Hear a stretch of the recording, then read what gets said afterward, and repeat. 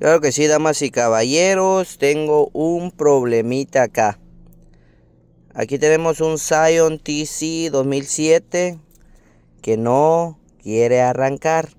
No sé si alguno de ustedes me puede dar algún advice o algo para poderlo arrancar, porque miren, nomás hace crank y no arranca.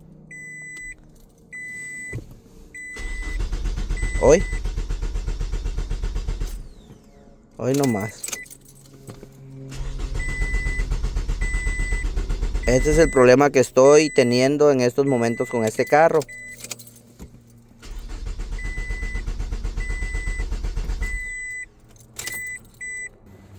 Ya le cambié las bujillas, los spark plugs, y también le cambié las bobinas. Las 4 se las puse nuevecitas las 4 bobinas. Los coils son los que le cambié y todo, y tampoco quiere arrancar. También le puse batería nueva y tampoco quiere arrancar.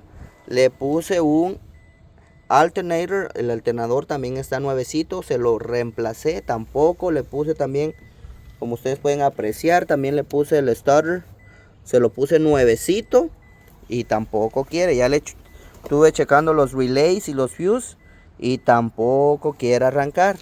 Tengo mucho problema que me da este carrito.